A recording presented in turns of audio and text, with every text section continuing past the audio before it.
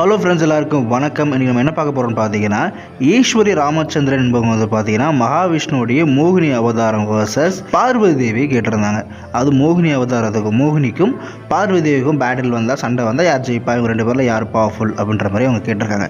அதுக்கு அவங்க கேள்விக்கான ரீசன் வந்து பார்த்தீங்கன்னா, மகாவிஷ்ணுவுடைய ஒரு ஃபீமேல் ஃபார்ம் தானே வந்து பார்த்தீங்கன்னா மோகினி, அதே மகாவிஷ்ணுடைய ஃபீமேல் ஃபார்ம் தானே வந்து பார்வதி தேவி. ஸோ ரெண்டு பேருமே விஷ்ணுவோட ஃபீமேல் ஃபார்ம் அப்படின்னு சொல்கிறீங்களே, அப்போ இந்த ரெண்டு பேரில் யார் பவர்ஃபுல் அப்படின்ற மாதிரி அவங்க கேள்வி கேட்குறாங்க. இந்த கேள்விக்கான பதில் வந்து பார்த்தீங்கன்னா ரொம்ப சிம்பிளான பதில் தான். இதை நான் வந்து எக்ஸ்பிளைன் பண்ணுறேன். நிறைய பேர் நிறைய கண்ணன் கேட்டுட்ருக்கீங்க. சனி பகவானுடைய பவர்ஸ் பற்றி கேட்குறீங்க, நகுலனோட பியூட்டி கேட்குறீங்க, ஜலந்தர் வர்சஸ் விநாயக பெருமான் கேட்குறீங்க. ஸோ இந்த மாதிரி நிறைய கண்டென்ட் கேட்டு தான் இருக்கீங்க. கண்டிப்பாக நான் அதெல்லாம் மேக் பண்ணுறேன். ஸோ எல்லாமே நான் நோட் பண்ணி வச்சுருக்கேன். எல்லாமே டீட்டெயில் எடுத்து கண்டிப்பாக நான் வீடியோ மேக் பண்ண தான் போகிறேன். கொஞ்சம் வெயிட் பண்ணுங்கள், ஓகேவா? சரி, ஓகே, வாங்க நம்ம வீடியோக்குள்ளே போகலாம்.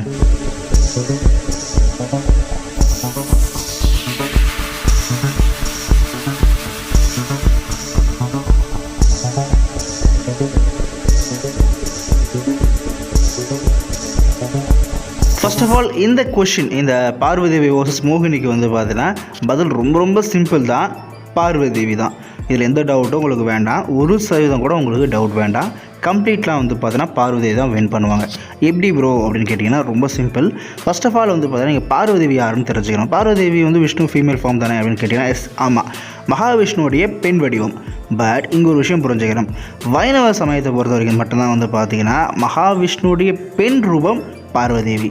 இதுவே சக்தியிசம் பொறுத்து வந்து பார்த்தீங்கன்னா ஆதிசக்தியோடைய மேல் ரூபம் தான் மகாவிஷ்ணு, ஓகேவா? ஸோ சக்தியிசம் என்ன சொல்லுவோம்னா ஆதிசக்தியோடைய மேல் ரூபம் தான் மகாவிஷ்ணுன்னு சொல்லுவோம். வைணவிசம் மகாவிஷ்ணுடைய பெண் ரூபம் தான் துர்கை அம்மன் அப்படின்னு சொல்லுவோம். அண்ட் இதில் சைவிசம் வந்து பார்த்தீங்கன்னா ரெண்டுமே ஈசனுடைய பாதி தான் அப்படின்ற மாதிரி சொல்லுவோம். பேசிக் ஹிந்துவிசம் வந்து பார்த்தீங்கன்னா இவங்கெல்லாம் ஒரே பரபிரம்மத்தோடைய மேல் ஃபார்ம் ஃபீமேல் ஃபார்ம் அப்படின்ற மாதிரி தான் இருக்கிறது, ஒரே பரபிரம்மம் அப்படின்ற மாதிரி சொல்லுவோம். பட் மோகினி அப்படின்றது வந்து பார்த்தீங்கன்னா ஒரு அவதாரம். அது வந்து டைரக்டான பெண் வடிவம் கிடையாது.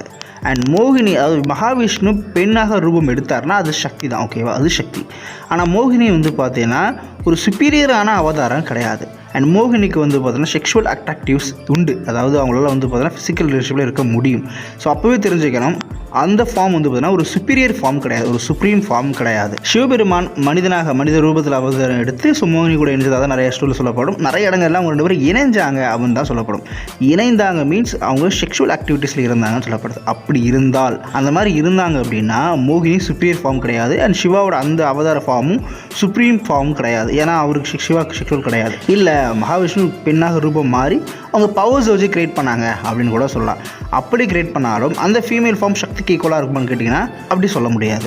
மோகினி ஃபார்ம் அப்படின்றது வந்து பார்த்தீங்கன்னா மோகினி அவதாரம் அப்படின்றது பார்வதி தேவியுடைய அவதாரங்கள்லேயே ஒரு சின்ன அவதாரமாக தான் கன்சிடர் பண்ணப்படும்.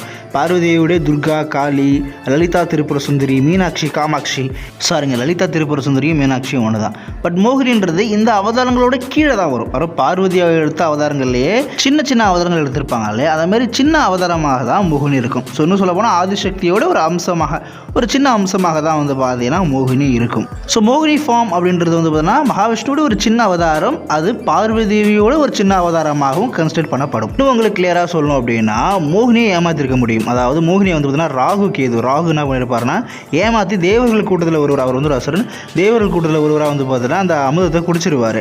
பட் அதுக்கப்புறம் தான் மோகினி ரியலைஸ் பண்ணி நம்ம வந்து பார்த்தீங்கன்னா ராகுக்குள்ள ட்ரை பண்ணுவாங்க. பட் அப்புறம் அமிர்தம் குடிச்சதுனால அவர் வெட்டப்பட்டாலும் அவர் உயிர் போயிருக்காது.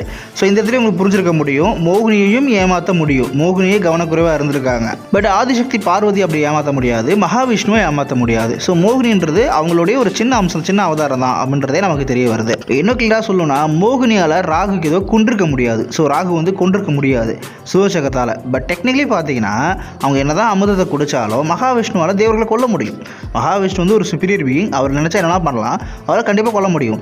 நிறைய இடங்களில் சிவபெருமான்லாம் அசால்ட்டாக இந்திரனை கொண்டிருக்காரு, யமனை கொண்டிருக்காரு, சூரியனை கொண்டிருக்காரு, எல்லாரையும் கொண்டிருக்காரு. ஸோ அவர் பெரிய விஷயமே கிடையாது. ஈவன் விநாயகரே கொண்டிருக்காரு, அவருக்கு பெரிய விஷயமே கிடையாது. ஆனால் மோகினியால் பண்ண முடியலையே, பிகாஸ் மோகினியோட அவதாரன்றது அந்த லெவல் தான்.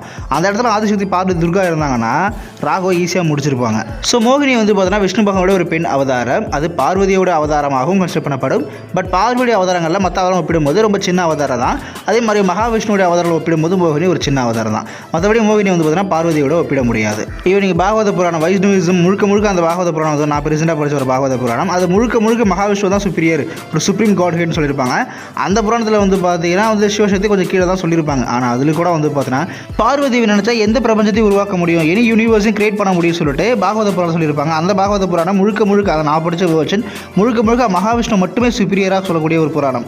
ஸோ அதில் மற்றவங்களாம் கொஞ்சம் கீழே சொல்லியிருப்பாங்க. பட் அப்படியேப்பட்ட புராணத்திலே வந்து பார்த்தீங்கன்னா பார்வதியால் எல்லா யூனிவர்ஸும் உருவாக்க முடியுன்ற மாதிரியும் சொல்லியிருப்பாங்க. யோசிச்சு பாருங்கள், ஜஸ்ட் அவங்களை கீழே இறக்கணுன்ற புராணத்திலே அவங்க எந்த அளவுக்கு சுப்பீரியராக சொல்லியிருக்காங்க அப்படின்னா அப்போ ஒரிஜினலாக அவங்க எவ்வளோ சுப்பீரியராக இருந்திருப்பாங்க. மகாவிஷ்ணுக்கு ஈக்குவல் தான் அவங்க. மகாவிஷ்ணு, சிவன் அண்ட் ஆல்மோஸ்ட் இவங்களுக்குலாம் ஈக்குவலான கேரக்டர்ஸ் தான் அவங்க. இவங்களுக்கான ஒரு பீங் தான் அவங்க.